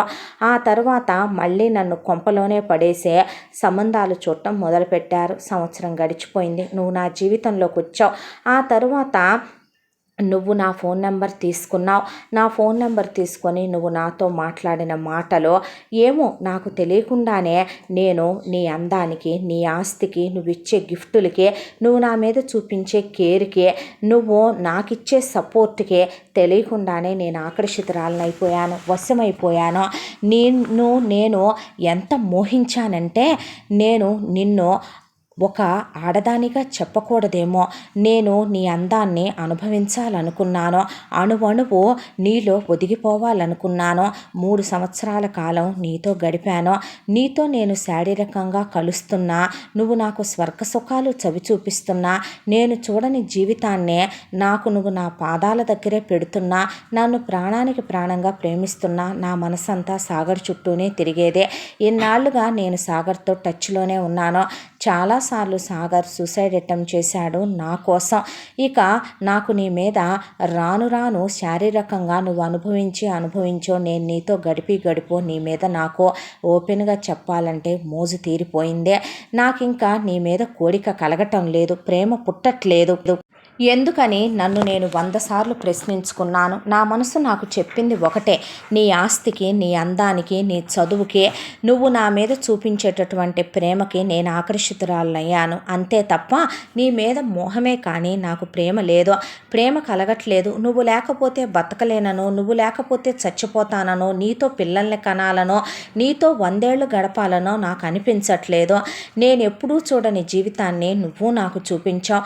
ఇక్కడికి వచ్చాక నేను అనుభవించినంత లగ్జరీ లైఫ్ నా జీవితకాలం మొత్తం మీద మా అమ్మ నాన్నలతో నేను అనుభవించిందే లేదు. నాకు స్వర్గం అంటే ఎలా ఉంటుంది అనేది నా కళ్ళ ముందుకు తీసుకొచ్చి చూపించిన మగాడివి నువ్వు. నీ మగతనానికి నేను నిజంగా హ్యాట్స్ ఆఫ్ చెప్తున్నాను. ఒక ఆడదాన్ని ఒక మగాడు ఇన్ని విధాలుగా సుఖపెట్టగలడా? నీ ముందు వాత్సాయన కామసూత్రాలు కూడా దిగదుడిపే అనేంత సుఖపడ్డాను నీతో. కానీ ఎంత ప్రశ్నించుకున్నా, నాతో నేను ఎంత యుద్ధం చేసుకున్నా నాకు తేలిన విషయం ఒకటే, నేను నీ పట్ల ఆకర్షితురాలనయ్యాను, కన్ఫ్యూజ్ అయ్యాను. నువ్వా సాగరా అని. ఫస్ట్ నేనున్న లైఫ్లో నాకు స్వర్గాన్ని చూపించిన సాగర్ నేనున్న జీవితంలో నాకు చాలా బెటర్గా అనిపించాడు. కానీ నువ్వు నా లైఫ్లోకి వచ్చిన తర్వాత సాగర్ కన్నా నువ్వు అందంగా ఉంటావు, ఎత్తుంటావు, చదువుకున్నావు, సాగర్ కన్నా ఎక్కువ ప్రేమిస్తావు, గిఫ్ట్లు ఇస్తావు, డబ్బు ఉంది, ట్రిప్పులు తీసుకెళ్తావు, మీ అమ్మా నాన్న ఒక్క మాట అన్నా ఊరుకో, నేను ఇంతవరకు తినని రుచులు నాకు చూపించావు, నా లైఫ్ ఇలా కూడా ఉంటుందా అనేలాగా నన్ను ఎలా చూసుకున్నావంటే ఎత్తి నెత్తిన పెట్టి దేవతలా చూసేసుకున్నావు నువ్వు. కానీ ఇంత చేసినా ఏదో లోటు. ఆ లోటు ఏంటో తెలుసా? నేను నిన్ను ప్రేమించలేకపోవటం, నా మనసు సాగర్ చుట్టూనే తిరగటం, సాగర్ పెట్టిన పెదవుల మీద తొలి ముద్దు నేను ఇంకా మర్చిపోలేదు, అతని ఇచ్చిన తొలి కౌగిలింత నేను మర్చిపోలేకపోయాను. అందుకే సాగర్తో టచ్లోనే ఉన్నాను. సాగర్ ఇక ఈసారి వితౌట్ ఫెయిల్ చచ్చిపోతానన్నాడు. దాంతో ఈ 3 సంవత్సరాలు దాటిపోయిన తర్వాత నాకు నీ మీద ఓపెన్గా చెప్పాలంటే మొహం మొత్తేసింది. అందుకే సాగర్ దగ్గరికి వెళ్ళిపోతున్నాను. నువ్వు మనం ట్రిప్పుకి వెళ్ళినప్పుడు నేను నీకు ఏదైతే అందించానో ఇక అదే నేను శారీరకంగా నీకు ఇచ్చిన ఆఖరి స్వర్గం. నేను తిరిగి వచ్చేసిన తర్వాత నీకు ఓపెన్గా చెప్తున్నాను, నిద్ర మాత్రలు కలిపేశాను, అందుకే నువ్వు నిద్ర లేవలేదు. ఈలోపు నేను వెళ్ళటానికి ఏర్పాట్లన్నీ చేసుకున్నాను. బై గాడ్ గ్రేస్ మీ అమ్మ నాన్న మా అమ్మ నాన్నని తీసుకొని రిసార్ట్కి వెళ్ళిపోతున్నారు. వాళ్ళు రావటానికి 24 గంటలు టైం పట్టుద్ది. ఈలోపు నేను దాటిపోవాలి. అందుకే నేను అన్నీ సర్దుకున్నాను. కొన్ని నగలు నాతో తీసుకెళ్తున్నాను, కొంత డబ్బు నాతో తీసుకెళ్తున్నాను, నువ్వు నాకు పెట్టిన ప్రపోజల్ రింగు నాతోనే తీసుకెళ్తున్నాను. ఇక నేను హ్యాపీగా తనతో బ్రతకాలి కదా. మరి ఇప్పుడా నిన్ను పెళ్లి చేసుకున్నప్పుడు నువ్వంటే మా అమ్మ నాన్నల కాళ్ళు తల వంచి పట్టుకున్నావో ఆ పని సాగర్ ఎప్పటికీ చేయలేడు. ఎందుకనంటే సాగర్ కాళ్ళు ఎవరైనా పట్టుకోవాలనుకుంటాడు తప్ప ఆత్మాభిమానాన్ని చంపుకొని అమ్మాయిని కన్నా అమ్మా నాన్నల్లే లేదా ప్రేమించిన దాని అమ్మా నాన్నల్లే అని తన తాను తగ్గించుకోలేడు నీలాగా. ఏమో నువ్వు వేరు తను వేరు. నా కోసం నువ్వు నీ లైఫ్ని నీ టైంని వేస్ట్ చేసుకోకు. నాకు తిరిగి వచ్చే ఆలోచన లేదు. నీకు నాకు ఎలాంటి సంబంధం లేదని నేను ఇదిగో విడాకుల నోటీస్ తెచ్చి రెడీగానే పెట్టి సంతకం పెడుతున్నాను ఇక్కడ. అలాగే ఒక లెటర్ కూడా రాశాను. నా మనస్ఫూర్తిగా నా ఇష్ట ప్రకారమే నేనే నీతో కాపురం చేయటం ఇష్టం లేక వెళ్ళిపోతున్నాను అని. ఏ ఆడదాన్నైనా నీకు నచ్చిన దాన్ని చూసి పెళ్లి చేసుకో. ఏ ఆడదాన్నైనా నిన్ను ఇష్టపడుద్దే. ఎందుకో తెలుసా? నీ డబ్బు, నీ అందం, నీ చదువు, నువ్వు చూపించే ప్రేమ, నువ్వు చూపించే స్వర్గ సుఖాలు, నీ మగతనాన్ని ఏ ఆడది కాదనుకోదనేదే నా నమ్మకం. ఇక నేను మళ్ళీ ఎప్పటికీ తిరిగి రాను. ఇక మా అమ్మ నాన్న గురించి అంటావా? ఇద్దరు భార్యాభర్తలు కలిస్తే ప్రేమకి గుర్తుగా పిల్లల్ని కనాలి, కామానికి గుర్తుగా కనకూడదు. అలాగే కన్నారు వాళ్ళు నన్ను. కూతుర్ని పెంచటం చేతగాని 2 పశువులకి పుట్టాను నేను. ఆ పశువులకి నేను ఎలాంటి ఎక్స్ప్లెనేషన్ ఇచ్చుకోవాల్సిన అవసరం లేదు. నాకు నచ్చిన జీవితంలోకి నేను నడిచి వెళ్ళిపోతున్నాను. నన్ను బ్లెస్ చేస్తావని ఆశిస్తూ గుడ్ బాయ్ జగతి అని రాసి అక్కడ కాగితాలు ఉండటం చూసి షాక్ అయిపోయి ప్రేమవద శంకరు కుప్పకూలిపోయే నేల మీద కూర్చొని కూర్చుండిపోతే లేపి మంచం మీద కూర్చోబెట్టారు భానుమతి, ఉపేంద్ర. ఆ తరువాత అప్పటికి కూడా అమ్మాయి ఏదైనా ఆకర్షితురాలయ్యిందేమో లేండి, ఏ సిచ్యువేషన్లో అలా చెయ్యాల్సి వచ్చిందో, ఏ సిచ్యువేషన్లో అలా వెళ్ళాల్సి వచ్చిందో, ఎందుకు తప్పుగా అనుకోవాలి, ఎందుకు అమ్మాయిని అలా మాట్లాడాలి అనేసరికి అలాగే ప్రియంవద శంకర్ నోరు తెరుచుకొని చూశారు. మా పెంపకం తప్పని, మేము తప్పని, అంత ప్రేమించే మొగుడి ప్రేమని కాలదన్నుకొని వెళ్ళిపోయిన దాన్ని కులత, పతిత, వేశ్య అని దాన్ని ఎలా కన్నారు, ఎలా పెంచారని కాండ్రిచ్చి ఉమ్మాల్సింది పోయి ఎంత పెద్ద మనసుతో కోడల్ని అర్థం చేసుకుంటున్న వీళ్ళని దేవుళ్ళు అనాలా, ఇలాంటి వాళ్ళని కాదనుకొని వెళ్ళిన దాన్ని ముక్కలు ముక్కలుగా నరకాలా, ఏం మాట్లాడాలో వాళ్ళకి అర్థం కాలేదు. వెంటనే ఉపేంద్ర తన ఇన్ఫ్లుయెన్స్తో ఫోన్లు చేసి ఎంతో దూరం వెళ్ళుండదు, కంగారు పడొద్దని వీళ్ళకి ధైర్యం చెప్పి పోలీసుల దాకా విషయం పొక్కనివ్వకూడదు, పరువు పోద్ది మీడియాలకు ఎక్కితే అని మనుషుల్ని పెట్టి వెతికించడం మొదలుపెట్టాడు ఆయన. వచ్చిన తిప్పలల్లా ఒకటే, ఇప్పుడు సంజయ్ నిద్ర లేస్తే ప్రళయాలు జరిగిపోతాయి. సంజయ్ నిద్ర లేచేసరికి కళ్ళు తెరిచి చూసేసరికి ఎదురుగా జగతి కనపడాలి, నిద్రపోయేటప్పుడు కళ్ళు మూసుకునేటప్పుడు కూడా జగతే కనపడాలి. భగవంతుడా ఏం చెయ్యాలి తండ్రి, ఇవ్వకివ్వక ఒక బిడ్డని ఇచ్చావు, ఆ ఇచ్చిన వాడిని ఏం నరకం పెట్టబోతున్నావు దేవుడా అనుకుని నిద్రాహారాలు లేవు వీళ్ళకి. ఫోన్ల మీద ఫోన్లు చేస్తూ అలాగే కూర్చున్నారు. కూర్చొని సంజయ్ నిద్రలోంచి లేస్తాడేమో, ఏం చెప్పాలి అనుకుంటూ ఉండగా తెల్లవారుతుండగా సంజయ్ నిద్ర లేచాడు. లేవటంతోనే తలంతా పట్టేసిందే, ఏంటో ఒళ్ళంతా నొప్పులుగా మైకం కమ్ముతూ కళ్ళు బ్లర్ అయిపోతున్నాయి, ఒళ్ళు తూలిపోతుంది, పూర్తిగా మత్తు విడవలేదు.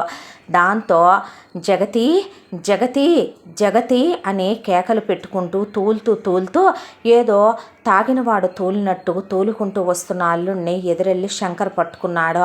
ఆయన మీద అలా వాలిపోయాడు సంజయ్. పేగులు తెగిపోయినాయి ఆయనకి. తాగుబోతు అల్లుడో, స్మోక్ చేసే అల్లుడో, తిరుగుబోతు అల్లుడో, పేకాటాడే అల్లుడో, బెట్టింగులు వేసే అల్లుడో, గుర్రపందాల అల్లుడో, ఇంకేదైనా డ్రగ్స్ ఇలాంటివి ఉన్నవాడో అయితే కూతురు ఉండలేక వెళ్ళిపోయింది అని అనుకోవచ్చు. దేవుడి పక్కన దేవతగా ఉంచుతానంటే క్షుద్రశక్తి అలా వెళ్ళిపోయిందని ఆయన మనసు కకావికలమైపోతే, అంకుల్ ఎప్పుడొచ్చారు మీరు అన్నాడు. అంటే మేమా నిన్నే వచ్చావు నాన్న అనేసరికి, ఆంటీ ఏరే ఉన్నానయ్యా ఇక్కడే అంది ప్రియమద.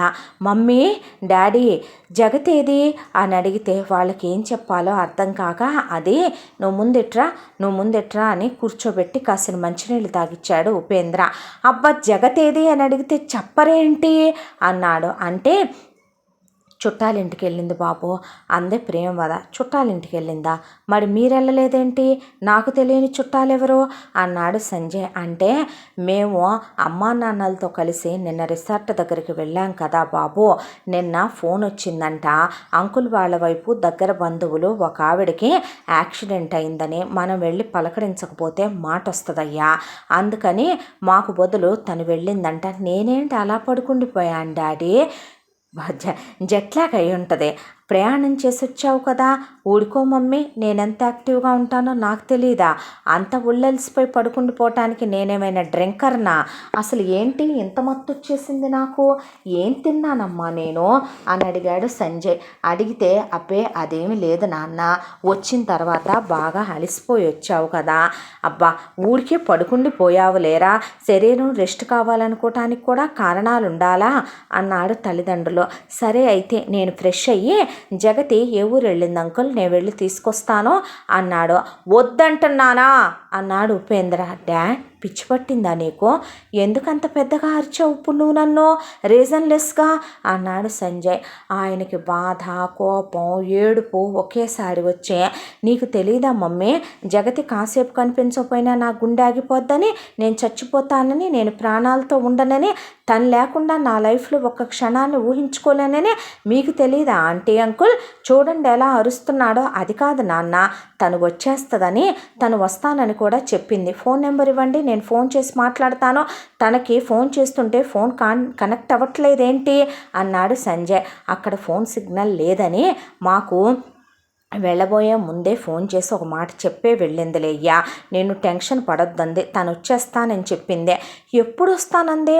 ఈరోజు సాయంత్రానికల్లా వస్తుందిరా, నువ్వు కాస్త ఫ్రెష్ అయ్యి ఏదైనా తిని రెస్ట్ తీసుకో నాన్న అంది భానుమతి. చెప్పిన మాట వినయ్యా, మా బంగారు కొండవు కదో, మా మాట వింటావు కదో అని ప్రేమవద శంకర్ అంటే, ఏంటో నాకు అర్థం కావటం లేదో, నాకు తన్ని చూడాలనిపిస్తుంది, మాట్లాడాలనిపిస్తుంది. ఎందుకు మీరు ఎలా మాట్లాడుతున్నారు? ఆ మొహాలేంటి అలా ఏలాడబడిపోయినాయి మీవే? ఒరేయ్, నీకు క్వశ్చన్ బ్యాంక్ ఏమైనా మింగావేంట్రా, అన్ని క్వశ్చన్లు వస్తున్నాయి, ముందెళ్ళి స్నానం చేయి అని గదిలోకి నెట్టి, ఇదిగో ఈ బట్టలు వేసుకోమని భానుమతి తీసిచ్చి అక్కడ పెట్టి, జ్యూస్ పెట్టాను, ఇక్కడ శాండ్విచ్ పెట్టాను, తినరా అని చెప్పి కిందకు వచ్చింది. ఈలోపు ఉపేంద్రకి ఫోన్ వచ్చింది. దొరికింది జగతి అని. పట్టుకొని అలాగే ఉంచమని చెప్తే, పదండి బావుగారు మేము కూడా వస్తామని ప్రియంవద శంకర్ కూడా బయలుదేరి వెళ్తూ, పనమ్మాయితో మేము అర్జెంట్ పని మీద వెళుతున్నాము, బాబు కిందకు వస్తే కనుక రెస్ట్ తీసుకోమన్నామని చెప్పవే అని బయలుదేరి వెళ్ళిపోయారు. వెళ్ళిపోతే ఎంతో దూరం పాడిపోలేకపోయింది జగతి. ప్రియుడు సాగర్తో సహా కలిసి పక్క ఊరిలోనే దొరికేసిందే. వీళ్ళని చూసి పాడిపోబోతుంటే అక్కడ ఉన్న ఉపేంద్ర మనుషులు గట్టిగా పెడరెక్కలు విరిచి పట్టుకున్నారు. పట్టుకునేసరికి దగ్గరికి వెళ్ళిన శంకర్ దవడలు వాయించాడు జగతివే. ఆ తర్వాత ప్రియంవద జుట్టు పట్టుకొని, పదవేను ముందు పద, నువ్వు ఏంటి బజార్ దానిలాగా ఈ బజారేషాలు అంటుండగా చేతులు విదిల్చుకొని తండ్రిని ఒక్క తోపు తోస్తే ఆయన వెళ్ళి కింద బురదలో పడిపోయాడు. నోరు మూసుకొని నుంచోరా అక్కడ అనేసింది శంకర్నే. ఆయన షాకులో మాటా పలుకు లేదో. ఆ బురదలో నుంచి లేపి నుంచోబెట్టాడు ఉపేంద్ర. ప్రియంవదని జుట్టు పట్టుకొని ప్రియంవద ముడంతా ఊడిపోయిందాకా పటాపటా పటాపటా పటాపటా కొట్టింది జగతే. ఎవరే బజార్ది, నువ్వా నేనా? నీ దగ్గర ఒక్క సంసార పక్షమైన లక్షణం ఉందా? నీకు కూతుర్లా పెంచటం వచ్చా? నా మనసేంటో అర్థం చేసుకోవటం వచ్చా? నువ్వు ఒక ఆడదానివా? చెప్తే అర్థం కాదా? నాకు వీళ్ళబ్బాయి అంటే ఇష్టం లేదు, ప్రేమ పుట్టట్లేదు, వాడి మీద మోజు తీరిపోయింది, ఇప్పుడు నాకు వాడొద్దు, నాకు సాగరే కావాలి, నేను సాగర్ కోసమే వచ్చేసాను. ఏంటి ఇప్పుడు ఎక్స్ట్రాలు చేశారంటే మీ నలుగురి మీద పోలీస్ కేసు పెడతాను, కోర్టుకి ఈడుస్తాను, మిమ్మల్ని మీడియాకి ఎక్కిస్తా, బజారు పాలు చేస్తా, ఇష్టం లేని వాడితో కాపురం చేయమనమని ఎవరు అనరు. నాకు సాగరే కావాలి. మీ అబ్బాయి కట్టిన తాళి తెంచేసి ఇదిగో నేను సాగర్తో తాళి కూడా కట్టించుకున్నాను అని బయటికి తీసి చూపించింది జగతే. ఏంటమ్మా ఇదంతా? నీకు దండం పెడతాం, నీ కాళ్ళు పట్టుకుంటాం, నీకేం కావాలంటే అది ఇస్తాం, నువ్వు లేకపోతే మా వాడు బతకలేడు, చావనివ్వండి, దానికి నన్నేం చేయమంటారు? నేనేం చేయరు? నా ప్రేమను దూరం చేసుకోనా? నేను ప్రేమించింది వీణ్ణే, నాకు వీడే కావాలి, నాకు మీ కొడుకు వద్దు. ఒసే పాపిష్టిదానా, నోట్లో నుంచి రక్తం కాడిపోయి ముక్కుల్లోంచి రక్తం కాడిపోతుంది ప్రియంవదకే. అలా కొట్టేసింది జగతే. కొట్టేసరికి ఏమే నువ్వు బాగుపడతావా?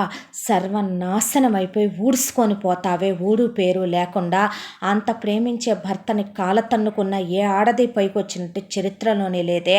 కన్న తండ్రిని తోసేస్తావా? కన్న తల్లిని కొడతావా? కట్టుకున్న వాడిని నానా మాటలు అంటావా? అత్తమామల్ని వేలెత్తి చూపించి మాట్లాడతావా? నిన్ను ఇలాగైనా పెంచింది? చాలే ముయ్యవే పతివ్రత. చెప్పావుగానే నాకు ఇష్టం లేదు, నాకు మా అత్తారిల్లు అని మీ ఇంటిని చెప్పుకోవటం నాకు నచ్చట్లేదు, నేను మీ ఇంటికి కోడలుగా ఉండాలనుకోవటం లేదు, ఉండనంటే ఉండను, నాకు సాగరే కావాలి. లేదు ఎక్స్ట్రాలు చేస్తామంటారా? మిమ్మల్ని వీధికి ఎక్కించడానికి కూడా వెనకాడను. ఏంటి వీళ్ళకి దడిచేది సాగర్? వదలండ్రా ముందు అని అక్కడ ఉన్న వాళ్ళని తోసిపడేసి వీళ్ళ కళ్ళెదురుగానే సాగర్ చేపట్టుకొని అలా నడుచుకుంటూ వెళ్ళిపోయింది జగతే. ఎక్స్ట్రాలు చేద్దామని చూశారో వాడితోనే డైరెక్ట్గా చెప్పాల్సి వస్తుంది, నువ్వంటే నాకు అసహ్యమని అని చెప్పి అక్కడి నుంచి వెళ్ళిపోయింది. వాళ్ళకేం మాట్లాడాలో అర్థం కాక ఇక షాకులో ఉండిపోయారో. మాట పలుకు రాలేదో. తాము పెంచుకున్న అల్లాడు ముద్దుగా గుండెల్లో పెట్టుకొని పెంచుకున్న తన కూతురేనా? తన కొడుకు అంత ప్రాణంగా చూసిన తన కోడలేనా? నోట్లో వేలు పెడితే కొరకలేదేమో, మాట్లాడటం కూడా చేత కాదేమో, ఎలా బతుకుద్దో అనుకున్న పిల్లేనా? ఎన్ని మాటలు అడిగిందే, అమ్మా నాన్నల్ని కొట్టింది అని హాస్పిటల్ తీసుకెళ్ళి ముందు వాళ్ళకు ఫస్ట్ ఎయిడ్ చేయించి ఆ తర్వాత వీళ్ళు ఇంటికి తిరిగి వచ్చేసరికి ఇక ఇక్కడ సంజయ్ కనపడలా. పని వాళ్ళని పట్టుకొని చితక్కొట్టే ఆపేశాడు ఉపేంద్ర. భానుమతి బాధి పారేసిందే. నా కొడుకు ఎక్కడికి వెళ్ళాడు దేవుడోయ్ అని వీళ్ళు ఫోన్ చేస్తుంటే సంజయ్ ఫోన్ ఎత్తట్లేదు. ఒకవైపున వీళ్ళు ఫోన్ మీద ఫోను ట్రై చేస్తుంటే ఈలోపు ఉపేంద్ర ఫోన్కి ఫోన్ వచ్చింది. రోడ్డు మీద యాక్సిడెంట్ అయిందని సంజయ్ కాడికి, అందులో ఒక అతను ఉన్నాడని తీసుకెళ్ళి హాస్పిటల్లో చేర్చామని. పై ప్రాణాలు పైన ఎగిరిపోయినాయి వీళ్ళకి. హాస్పిటల్ దగ్గరికి తీసుకెళ్లారు. హాస్పిటల్ దగ్గరికి తీసుకెళ్తే ప్రియంవద శంకర్ కూడా స్నానాలు చేసి బట్టలు మార్చుకొని అక్కడికి వెళ్ళిన తర్వాత డాక్టరు వీళ్ళని పిలిచి, పెద్దగా ఏమీ యాక్సిడెంట్ అవ్వలేదండి, కాస్త తలకి దెబ్బ తగిలి హ్యాండ్కి కొంచెం ఫ్రాక్చర్ అయింది అంతే, రెస్ట్ ఇస్తే సరిపోద్దే, డిశ్చార్జ్ చేసేస్తానండి రేపు, కాస్త పెయిన్ ఎక్కువగా ఉందని సెడేషన్ ఇచ్చాము, వాళ్ళే తీసుకొచ్చి హాస్పిటల్లో చేర్చారంటే వాళ్ళకి దండం పెట్టి వాళ్ళకు 1,00,000 రూపాయలు చెక్కు రాసిచ్చి, ఉపేంద్ర హెల్ప్ చేసినందుకు చాలా థ్యాంక్స్ అని మోకాళ్ళ మీద కూర్చుండిపోయి అక్కడ దేవుడు ఉంటే భానుమతి వెక్కి వెక్కి ఏడవటం మొదలుపెట్టింది. ఉపేంద్రకి ఏం సమాధానం చెప్పాలో కొడుకు ఆయనకు అర్థం కాలేదు. అసలు కొడుకు బతుకుతాడా? ఈలోపు కలవరిస్తున్నాడని సంజయ్ నర్సు వచ్చి చెప్తే నలుగురు రూమ్లోకి వెళ్ళారు. వెళ్తే, జగతి ఐ లవ్ యూ రా, జగతి నువ్వు నా హార్ట్ బీట్ రా, జగతి నువ్వు నా ప్రాణం రా, జగతి నువ్వు నా సర్వస్వం రా, నీకోసం నేను బయలుదేరి వస్తున్నాను రా, మమ్మీ డాడీ అత్తయ్య మామయ్య ఎక్కడికో వెళ్ళారా, ఒకళ్ళ తర్వాత ఒకళ్ళు అందరూ మిస్ అయిపోతున్నారా, నేను నువ్వు లేనిది ఉండలేనురా, ఎక్కడున్నావురా, నేను నీకోసం వస్తున్నానురా, ఐ లవ్ యూ రా, ఐ లవ్ యూ రా, ఇందాక నుంచి ఇదే గొడవండి, ఇదే కలవరింతలు అని చెప్పింది నర్సు. దాంతో భగవంతుడా అని నోట్లో గుడ్లు కుక్కొని వచ్చి బయట దేవుడి దగ్గర పడిపోయా.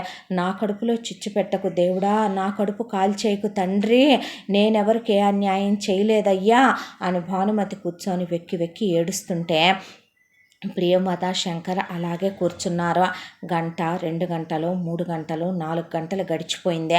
ఆ తర్వాత ఇద్దరు ఒకళ్ళ ముఖాలు ఒకళ్ళు చూసుకున్నారు. ఒకళ్ళతో ఒకళ్ళు హాస్పిటల్ బయటికి వెళ్ళి 1 గంట మాట్లాడుకొని లోపలికి తిరిగి వచ్చారు. ఆ తర్వాత బావగారు మీతో ఒక విషయం చెప్పాలండి అన్నారు. అంటే ఏంటి అని అడిగితే, మాకు ఒక కూతురు కాదు జగతి, మరి అని అడిగితే, మాకు కమల పిల్లలండి. అంటే ఏంటి మీరు మాట్లాడేది అన్నారు వాళ్ళు. అవునండి, మాకు పుట్టింది కమల పిల్లలు. అసలేం జరిగిందంటే, మా అమ్మ నాన్నలకి మేమిద్దరం అక్క చెల్లెళ్ళం. నా పేరు ప్రియంవద, నా చెల్లెలి పేరు శర్వాణి. నా చెల్లెలు శర్వాణి చిన్నప్పటి నుంచి కూడా చాలా యాక్టివ్గా, అహంకారిగా, అలాగే అందంగా, ఒక రకంగా చెప్పాలంటే నాకన్నా గర్వం, అందం అన్నీ ఎక్కువే మా శర్వాణికే. చిన్నప్పటి నుంచే అమ్మా నాన్నలు చాలా గారాబంగా పెంచారు మా శర్వాణినే. నాకు పెద్దగా చదువు అవ్వలేదు, నాకెటు పెద్దగా చదువు అవ్వట్లేదనే దాంతో నా చెల్లెల్ని బాగా చదివించమని నేను స్కూలు విద్యతోనే చదువును ఆపేశాను. ఆ తర్వాత వీరిని చూసి నాకు మా అమ్మా నాన్నలు వివాహం జరిపించేశారు. వివాహం అయిన తర్వాత మాకు చాలా కాలం పాటు పిల్లలు కలగలేదు. ఈలోపు నా చెల్లెలు శర్వాణి చదువు పూర్తయిపోయింది. చదువు పూర్తయిపోయిన నా చెల్లెల్ని ఒకసారి మా అమ్మా నాన్నలు మా దూర బంధువులు పెళ్ళికి తీసుకెళ్లారు.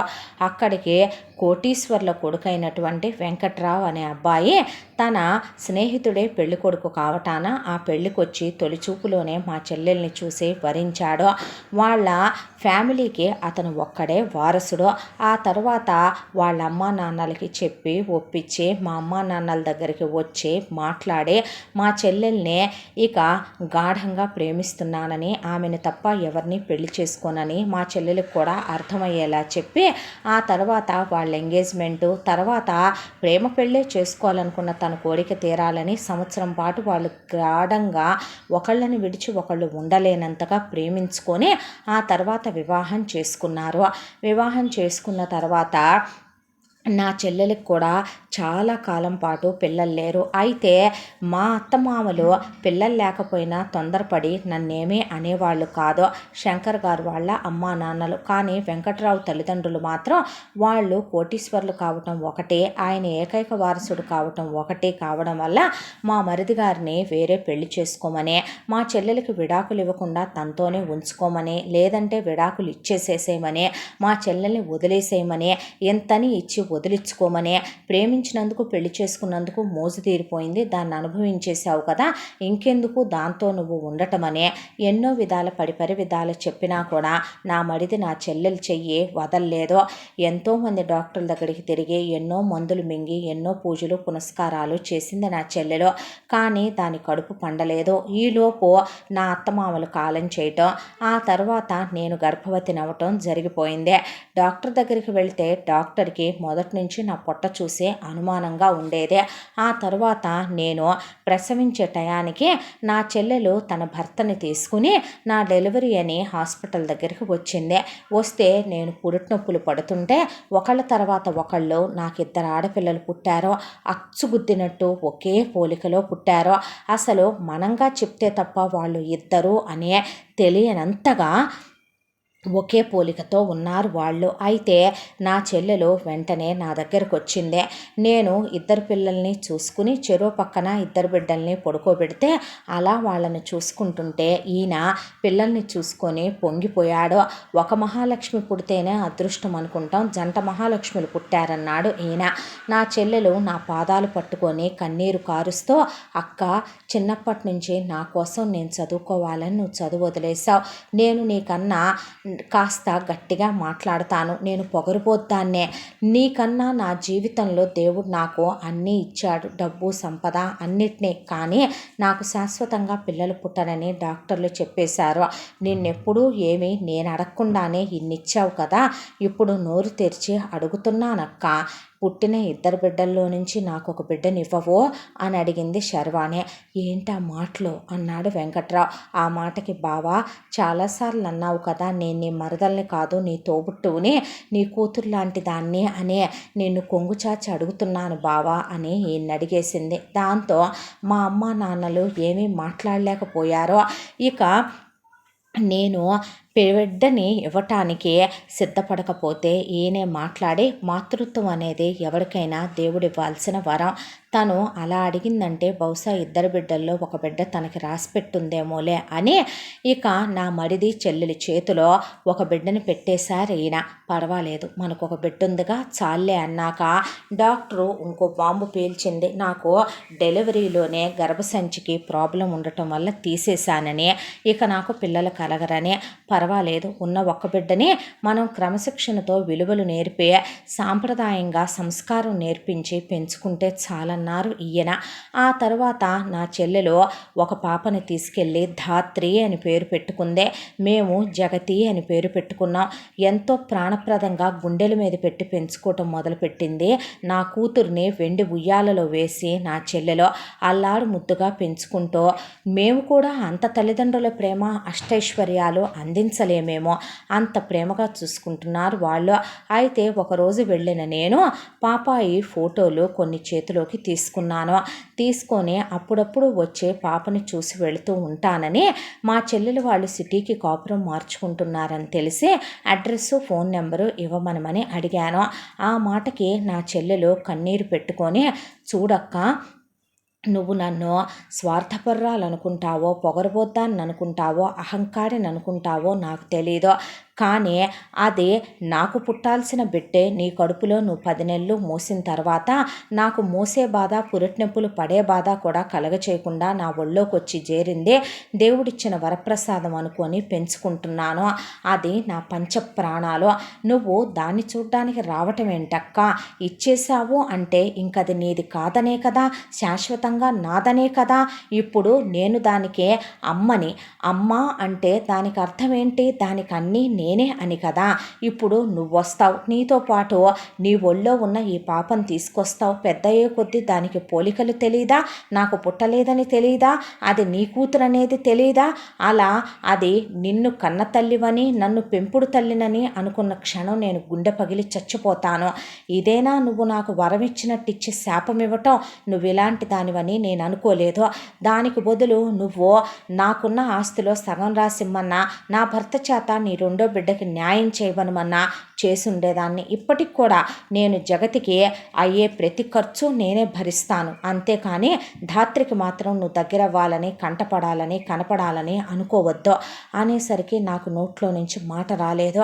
ఈలోపు ఈయన వద్దమ్మా, ఒక్క బిడ్డను కూడా పెంచుకోలేని స్థితిలో మేము లేవులే శర్వాణి అని నన్ను తీసుకొని జగతిని తీసుకొని ఈయన వచ్చేసారు. ఆ తర్వాత మా మరిది వెంకట్రావుతో ఎప్పటి నుంచో అమెరికా వెళ్ళిపోవాలి అనుకుంటున్నారు కదండి, మీరు అక్కడ బిజినెస్ పెట్టుకోవాలనుకుంటున్నారు కదా, పాపం తీసుకొని మనం దూరంగా వెళ్ళిపోవటమే మంచిదే. ఇక్కడున్న దగ్గర నుంచి అనవసరమైన ప్రేమలు, మమకారాలు, ఆప్యాయతలు, అనురాగాలు, ఇక్కడున్న దగ్గర నుంచి పేగుబంధాలు, త్యాగాలు గుర్తొచ్చేస్తాయి ఒక్కొక్కళ్ళకే. మీరు ఎంత త్వరగా బయలుదేరితే అంత మంచిది అని చెప్పి ఇక్కడే ఉన్న వెంకట్రావు అమ్మా నాన్నల్ని ఇక్కడే ఉండమనమని చెప్పి వాళ్ళ పేరు మీద కొంత ఆస్తి పెట్టి వాళ్ళ తదనంతరం ఏ అనాథాశ్రమాలకో గుళ్ళు గోపురాలకో రాసుకోమని వాళ్ళు పోయినప్పుడు కబురు పెట్టమని వాళ్ళ దగ్గర ఒక ఇద్దరు మనుషుల్ని పెట్టేసి నా చెల్లెలు నా మరిదిని తీసుకుని నా కూతురు ధాత్రిని తీసుకుని అమెరికాకి వెళ్ళిపోయిందే. అమెరికా ఫోన్ నెంబర్ మాకు ఇచ్చారు, కానీ అక్కడికి వెళ్ళాక నా చెల్లెలు ఒక్కరోజు కూడా పాపది ఒక్క ఫోటో పంపించలా, ఒక ఉత్తరం రాయలా, ఒక్కరోజు ఫోన్ చేసి నాతో మాట్లాడలా. ఈయన మనసుకి బాధ అనిపించిందే. నిజంగానే దానమిచ్చిన దాన్నే మనది అని చెప్పుకోవటం తప్పేమో ప్రియంవద అన్నారు. దాంతో ఒక్క బిడ్డే అని అందరికీ చెప్పుకుంటూ బ్రతికా. జగతికి అసలు తనతో పాటు ఒకళ్ళు పుట్టారని, ఒకళ్ళు ఉన్నారని కూడా తెలియదు. ధాత్రికి కూడా నా చెల్లెలు చెప్పిందని నేను అనుకోను. పిల్లల్ని ఒక్కొక్కళ్ళగానే పెంచుకుంటూ వచ్చాం మేము. అమెరికా ఫోన్ నెంబరు మా దగ్గర ఉంది. ఇప్పుడు ఈ అపాయం నుంచి మనం బయటపడాలంటే భగవంతుడు ఏదైనా దాడి చూపిస్తే ధాత్రి ఒక్కటి మాత్రమే మనకు మార్గం అంది ప్రియంవద. ఆ అమ్మాయికి పెళ్ళైపోయి ఉంటే, ఆ అమ్మాయికి పిల్లలు పుట్టుంటే అంది భానుమతి. అనేపాటికి మాట పలుకు రాలేదు ప్రియంవదకి, శంకర్కి. ఏది ఏమైనా భగవంతుడు మంచి చేస్తాడని, చెయ్యాలని తలుద్దాం అని ముందు డాక్టర్ దగ్గరికి వెళ్ళి మాట్లాడదాం, జరగాల్సిందే ఆలోచించుకొని డిస్కస్ చేద్దాం పదండి అన్నాడు ఉపేంద్ర. ఇంతటితో మా అత్తారిల్లో మొదటి భాగం పూర్తే. ముగింపు భాగంతో మళ్ళీ కలుసుకుందాం. తప్పకుండా మన ఛానల్ని లైక్ చేయండి, షేర్ చేయండి, సబ్స్క్రైబ్ చేయండి, బెల్ ఐకాన్ క్లిక్ చేసి ఆల్ అనే బటన్ని ప్రెస్ చేయడం మర్చిపోకండి. ఈ కథను మనకు అందించిన కథా రచయిత్రి జి యామిని శ్రీనివాస్ గారు. Thank you.